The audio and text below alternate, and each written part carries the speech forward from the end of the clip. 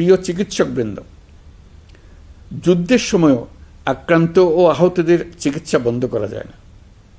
এটা আন্তর্জাতিক আইনে স্বীকৃত। এর ব্যতিক্রম আমরা দেখেছি এই বাংলাদেশে 24শে জুলাই গণ অভ্যুত্থানের দিনগুলোতে। ফ্যাসিস্ট সরকার শুধু এদেশের ছাত্র শ্রমিক জনতার বুকে গুলি চালিয়ে থেমে থাকেনি, তারা সর্বোচ্চ চেষ্টা করেছে যেন কেউ হাসপাতালে চিকিৎসা না পায়। জুলাই আমাদের চিকিৎসক যোদ্ধাদের গল্প কোনো যুদ্ধক্ষেত্রের ডাক্তারদের গল্প কেউ হার মানায়। রাস্তায় ছাত্রদের পিটিয়ে রক্তাক্ত করে মেডিকেলে ঢুকেও তাদের উপর হামলা হয়েছিল।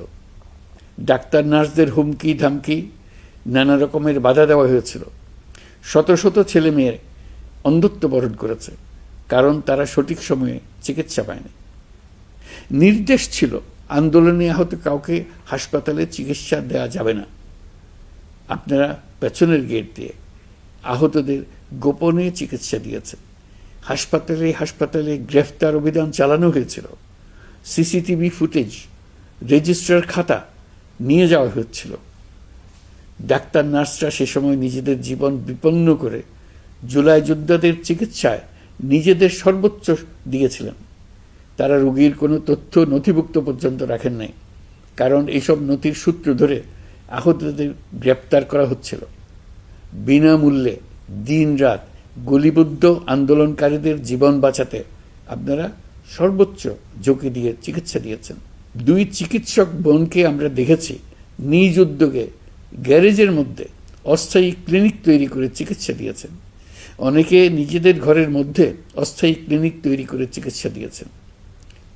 আপনারা নিজেরা ঝুঁকির মধ্যে ছিলেন, আপনাদের পরিবার ঝুঁকির মধ্যে ছিল, তবু পাহাড়সম বাধা পার করে আপনারা মানুষের জীবন বাঁচাতে এগিয়ে এসেছিলেন। আহতদের জন্য রক্তের সংকট ছিল। প্রশাসনের রক্তচক্ষু এড়িয়ে আপনারা রক্তের ব্যবস্থা করেছেন।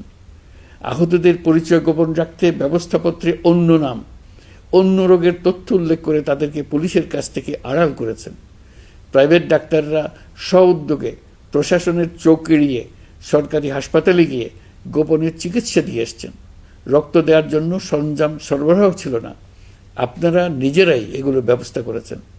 অ্যান্টিবায়োটিক, পেইন কিলারের মতো ওষুধও আপনারা নিজেরাই সরবরাহ করেছেন। আপনারা শুধু চিকিৎসক না, আপনারা এই জুলাইয়ের অন্যতম নায়ক। আপনারা সাহস এবং মানবতা, দায়িত্ববোধের জীবন্ত প্রতিচ্ছবি। এই দুঃসময়ে আপনারা যে সেবা দিয়েছেন তা আমরা কোনোদিন ভুলব না।